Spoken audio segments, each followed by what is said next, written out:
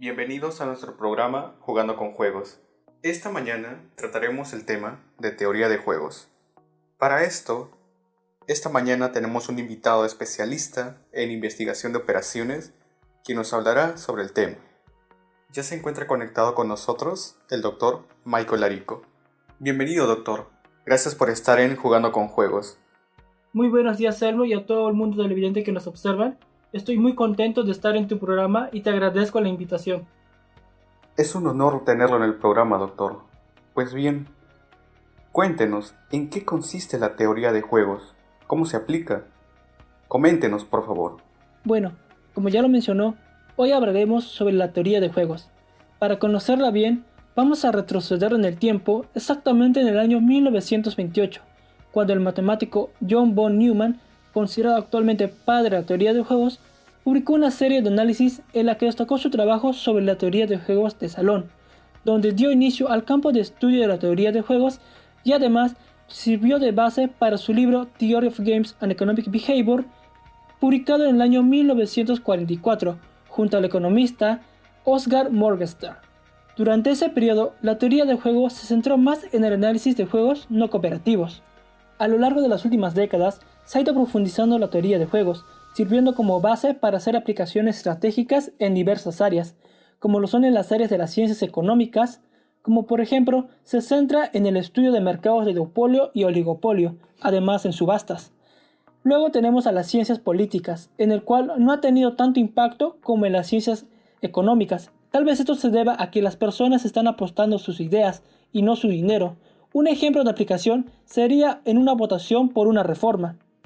En el campo militar, como desarrollo de estrategias tácticas de combate, así como misiones estratégicas. Luego tenemos a los deportes y a los juegos de mesa, como ajedrez. Por supuesto, hay muchas más áreas de aplicación, solo que mencioné las más comunes. Bien, dicho esto, la teoría de juegos se basa en el estudio del comportamiento y características que reflejan las personas u organizaciones frente a la toma de decisiones, con la finalidad de obtener un beneficio propio, es decir, que busca maximizar sus utilidades de beneficios. Muy interesante todo lo que nos acaba de contar, doctor. Me llamó mucho la atención las áreas en las que podemos aplicar la teoría de juegos. ¿Le parece si le muestro algunas noticias del mundo actual y usted nos puede explicar cómo aplicar o cómo funciona la teoría de juegos en estos contextos? Por supuesto, adelante. Una de las noticias más impactantes es que el Ministerio de Economía se pronunció mediante un comunicado rechazando el acto de una empresa que pretendía monopolizar las exportaciones de paltas, tratando de adquirir a la empresa que competía con la misma. Según la información que nos acaba de redactar, puedo notar que en la primera hay estrategias puras y en la segunda estrategias mixtas. ¿Estrategias mixtas y puras? Sí, exactamente. Existen dos tipos de estrategias, las estrategias puras y las estrategias mixtas. Las estrategias puras son aquellas decisiones tomadas con certeza, mientras que las estrategias mixtas son una combinación de decisiones tomadas por una serie de probabilidades, cuya suma sea igual a 1 o al 100%, así como también las estrategias puras no trabajan con el azar. En cambio, las estrategias mixtas sí trabajan con el azar, para no ser tan predecible frente al adversario. Dicho esto, quiero dar paso a mis colegas de equipo de trabajo, a la licenciada en Ingeniería Comercial Jocelyn Quispe y al ingeniero Alexis Lube. Ellos nos explicarán la aplicación de la teoría de juegos con estrategias puras y mixtas. Adelante, licenciado.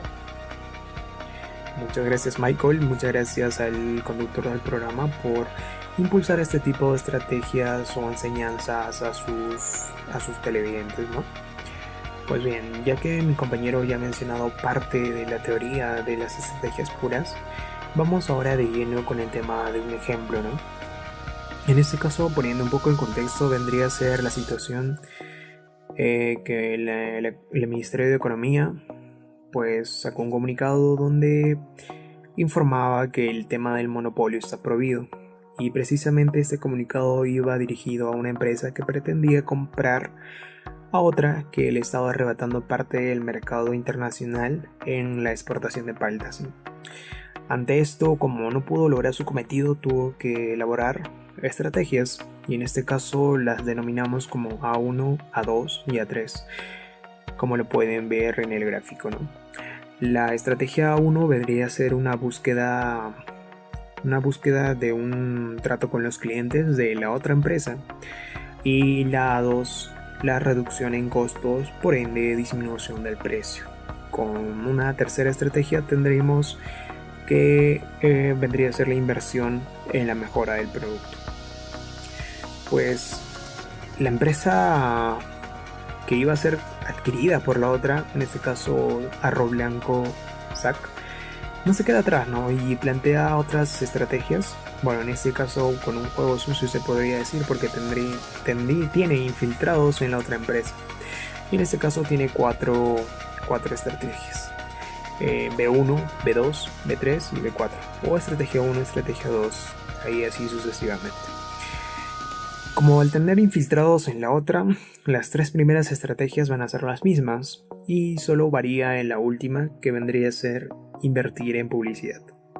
Y más o menos el cuadro quedaría de la siguiente forma, donde las estrategias que están en color rojo vendrían a atribuirse a la empresa Arroz Blanco, y las estrategias que están en color azul a la empresa Potasio Con.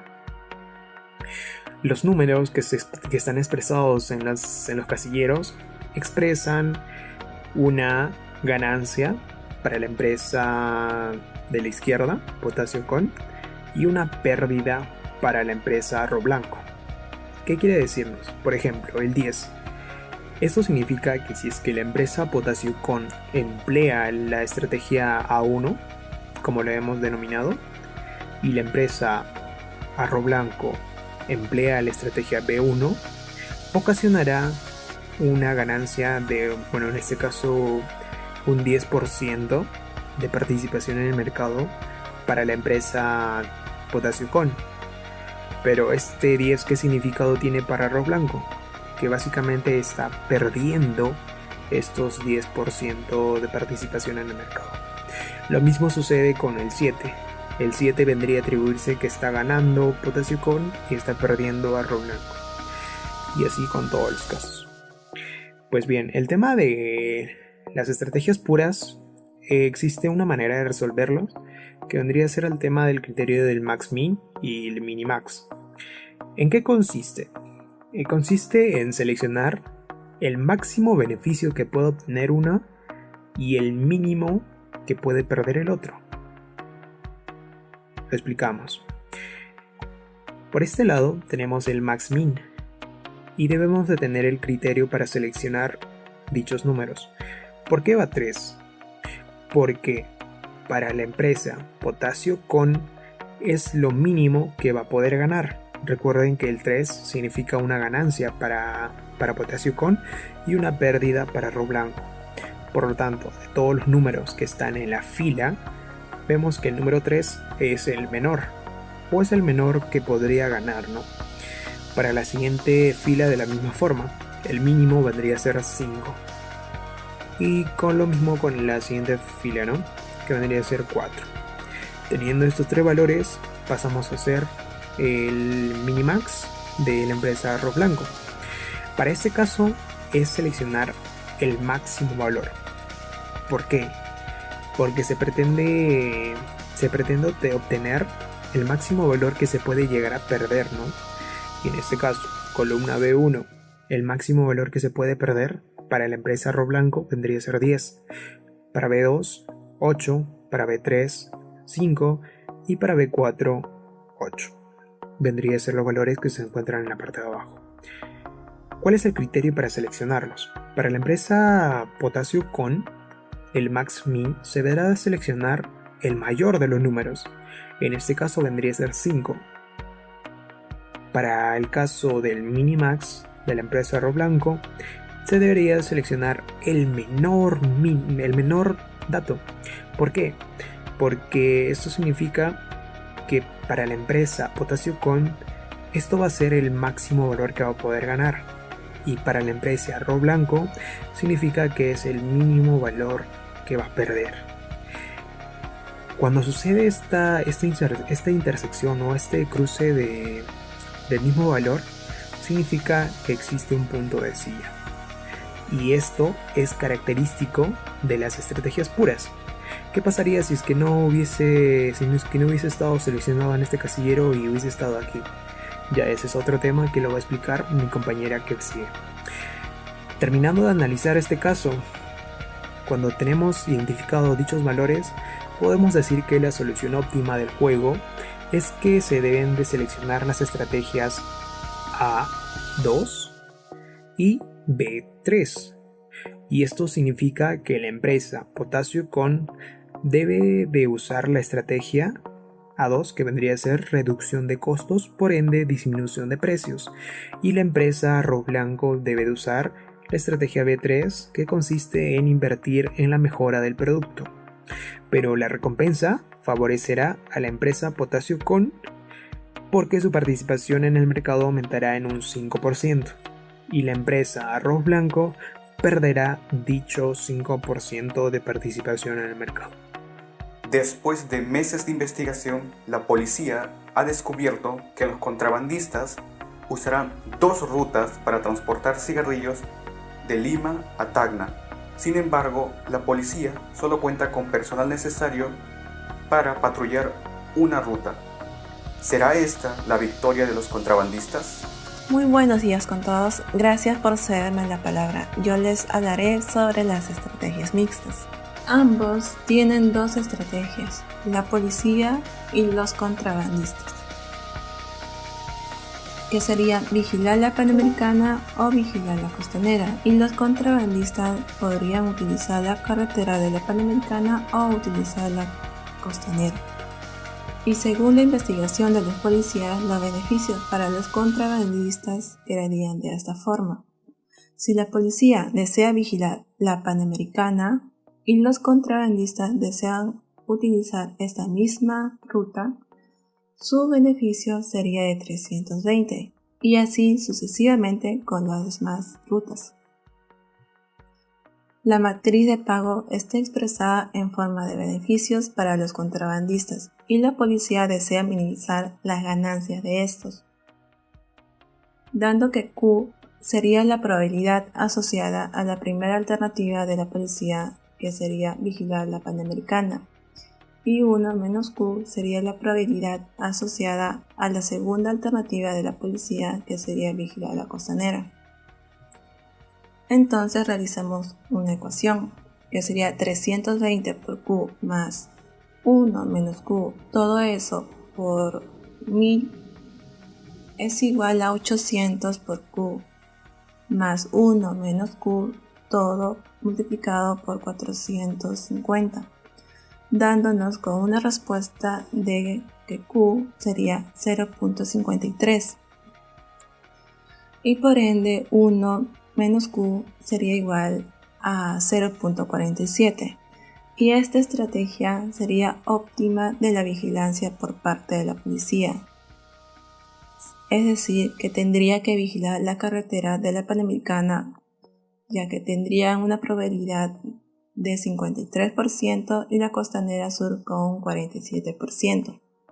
Entonces vamos a ir a programa Tora. Colocamos todos los datos y nos da la respuesta de 0.53 y 0.47, como se ve en la imagen. Otro acontecimiento muy importante que ha sucedido en los últimos días es el arresto del señor Richard Cisneros, más conocido como Richard Swing, y de la ex secretaria Miriam Roque. Para este caso, mi colega, licenciada en Ingeniería Comercial, Marjorie Gutiérrez, les explicará la aplicación del dilema del prisionero para esta noticia. Muchas gracias por la oportunidad, Dr. Michael. Buenas noches, Elmo y público televidente. Bueno, respondiendo a su inquietud, definitivamente este caso puede ser resuelto mediante la aplicación del dilema del prisionero. Estoy segura que alguna vez habrán escuchado sobre ello. Es un juego muy famoso. He traído esta noche un material de apoyo para comprender mejor este tema, que realmente es muy interesante. El dilema del prisionero es un juego que no suma 0 y fue desarrollado por matemáticos durante la Guerra Fría, pensando en las aplicaciones para el diseño de estrategias y así poder enfrentar una potencial guerra nuclear. Entrando un poco a contexto, lo que usted mencionaba, vamos a comenzar con el planteamiento del problema. 2 personas son arrestadas, Miriam Morales y Richard Cisneros, más conocido como Richard Swing. Son arrestados de forma preventiva por los delitos de colusión, obstrucción a la justicia y encubrimiento real. La fiscal, Jenny, sabe que las pruebas reunidas son insuficientes, por lo que necesitaría una confesión para confirmar sus sospechas. Así que decide lo siguiente: la fiscal separa a los sospechosos y comienza con Miriam Morales. ¿Para qué? Para hacerles una oferta. La fiscal Jenny le dice a Miriam Morales: usted puede elegir entre confesar o permanecer callada. Si confiesa, yo retiro los cargos contra usted y uso su testimonio para dejar encarcelado al otro durante 10 años. De la misma forma, si su cómplice es el que confiesa y usted no dice nada, entonces él quedará libre y usted va presa por 10 años. Si confiesan los dos, ambos son condenados, pero la pena se reduce a 5 años cada uno. En el caso de que ninguno de los dos hable, entonces solo les va a corresponder 1 año de cárcel a cada uno. Y aquí vemos todo esto sistematizado en una matriz de pagos. Por un lado tenemos a Miriam Morales y por otro a Richard Swing. Como sabemos, tienen 2 opciones: confesar o no confesar, es decir, callar. Y aquí veamos un poco más clara la situación. Miriam confiesa y Richard calla. Miriam, 0 años de prisión. Richard, 10 años de prisión. Otra situación. Miriam confiesa y Richard confiesa. 5 años de prisión para Miriam y 5 años de prisión para Richard. Miriam calla y Richard calla. 1 año de prisión para Miriam y 1 año de prisión para Richard. Miriam calla y Richard confiesa. 10 años de prisión para Miriam y 0 años de prisión para Richard. Desde la lógica individual, la mejor solución será confesar, haga lo que haga la otra persona. Si el otro opta por el silencio, quien confiesa saldrá libre. Y si confiesa, ambos pasarán 5 años en la cárcel, lo cual es mejor a pasar 10 años. Desde el punto de vista del juego solidario, sería mejor que ambos callen, así cada uno solo recibe 1 año de prisión. Pero si uno confiesa, entonces al otro le espera 10 años de prisión. ¿Ustedes creen que tiene sentido correr ese riesgo? La teoría de juegos establece que la mayoría de las personas confiesan. Por lo tanto, la opción de Miriam confiesa y Richard confiesa resultaría en una pena de 5 años para cada uno, lo cual para nosotros constituye el equilibrio de Nash, es decir, hay estabilidad en el resultado. Ahora los dejo con una pregunta. Cuando usted tenga que tomar una decisión en su vida y considere las posibilidades, ¿está usando o haciendo matemática? Muchas gracias. Ok, a continuación pasaremos a hablar del equilibrio de Nash en los juegos simultáneos. Ok, el equilibrio de Nash de un juego es una situación que se da cuando los juegos son estáticos. Es decir, las decisiones a tomar son simultáneas, de modo que ningún individuo parte con la capacidad de influenciar las decisiones del otro al escoger primero. En este juego no existen los dominantes, y en el juego se obtiene la información completa. Es decir, la función de ganancias es conocida por ambos jugadores con anterioridad a la toma de decisiones. Y la acción óptima de un jugador depende de cuál sea la acción óptima de su oponente, lo cual obviamente depende a la vez de su primera. Es decir, cada acción que tome un jugador o el jugador número 1 va a afectar directamente al jugador número 2 y así viceversa. Ok, lo más importante para encontrar el equilibrio de Nash es que tenemos que encontrar la mejor estrategia que pueda realizar uno de los jugadores con la mejor respuesta por parte del otro, llegando así al ansiado equilibrio. Otro dato importante es que puede haber más de un equilibrio de Nash. Ok, vamos a pasar al siguiente ejemplo, ¿no?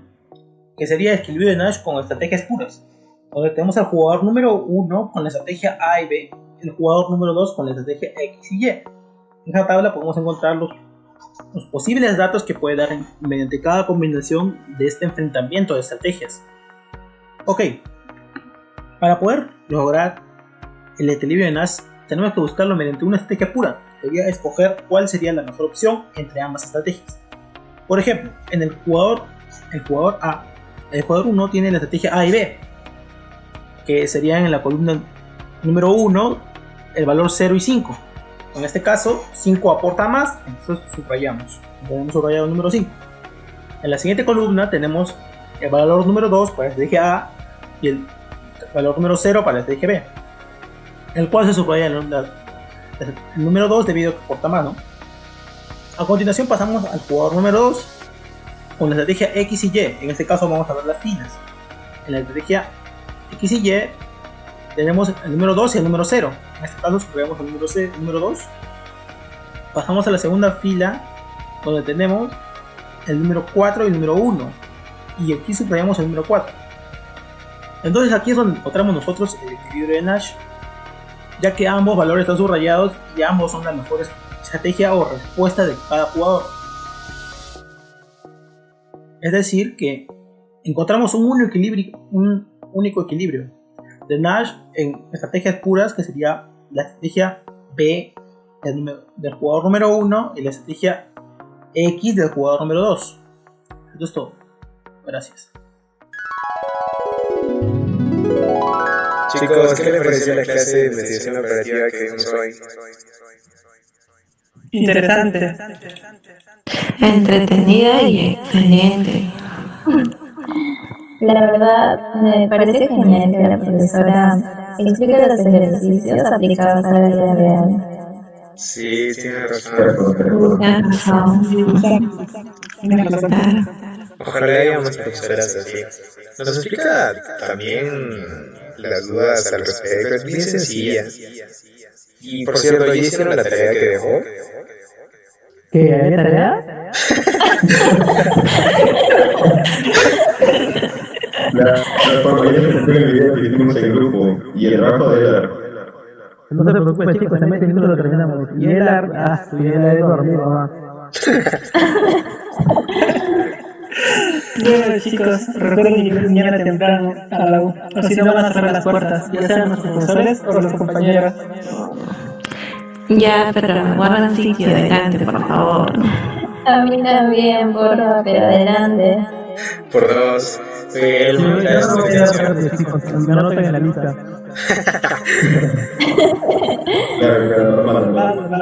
Alexis, préstame un sol para comprar un sándwich. ¿Todavía me ves si me pides? ¿Quiénes van en el bus de la U? Yo. Yo. Y yo.